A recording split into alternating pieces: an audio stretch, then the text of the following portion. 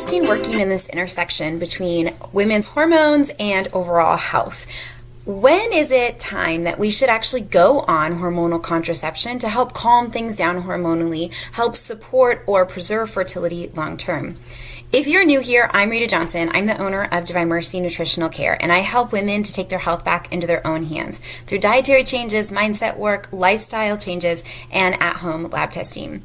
So this is a really interesting question because you will search it and get all kinds of different answers. The most common of which is yes, you should go on hormonal birth control for specific issues, whether that's really heavy flows and we can't figure out why or what's going on, or whether it's after an endo-excision surgery and not continue to have the same roller coaster of inflammatory responses going on. However, in the functional medicine space, and more specifically in the restorative reproductive realm, we would actually say that there's never a good time to go on the birth control pill for medical reasons.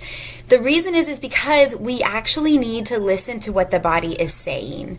Although it may help temporarily to ease up on those really heavy menstruations, especially if they're causing you to be really sick for several days of the month or kind of shut things down, we need to know why. Why are you bleeding so heavy and getting so depleted? This is a controlled inflammatory response. So something about those controls have gone out of whack. That's what that's telling me when someone tells me they're having really heavy menstruations. And so we need to dive deeper into that. How can we support your body through this? Not just cover it up or shut it down, which is essentially what hormonal birth control is doing. Now, another time I frequently see that women are put on the pill is if they are young and perhaps are having some issues with their cycles and not a whole lot of work has been done in terms of diving deeper into it. So a lot of times this would be a teenager or somebody that's in their early 20s. Oftentimes they're not married and they'll say things to me like, well, I'm on the pill, but I'm not married, and so it's not a big deal. But the reality is that no matter why your fertility is showing issues, it's still important to dive deeper into them, regardless of if you want to try to conceive 6 months from now or right now or not. We need to remember that our fertility is a sign of our health. And until we start to think of it that way, we're going to continue to have these situations where someone's put on hormonal birth control pill instead of diving deeper into what is going on. Why is the body showing us that there is some dysfunction with health and menstruation to begin with? So to sum this all up, when is it a good time to go on the pill for medical reasons? Never. Even if you're put on the pill after an endometriosis excision surgery, and the physician may say something like, oh, we want to reduce inflammation, so we don't want your estrogen going up so high and your progesterone taking over after that.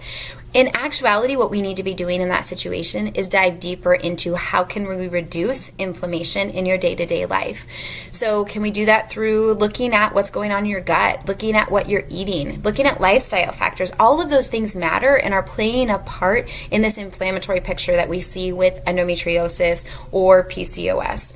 So I really hope that this helps you feel armed with what can you do if there's a problem. If someone's telling you that your only solution is to go on hormonal birth control, there's so many other options. I have a brand new freebie that I'd love to get into your hands. It's all about helping you navigate difficult menstruations.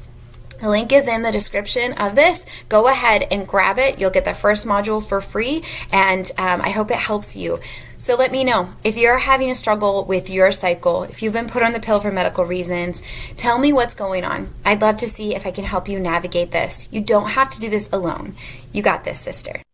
Hey friend, are you struggling with trying to figure out how to support your hormones naturally? You're sick of all these other solutions that you're hearing about that are artificial or outside of your control? Then grab my free ebook. It's all about how to balance your hormones naturally. The link is in the description to this podcast episode. There's so much we can do to take our health back into our own hands and feel better. So let's get started today.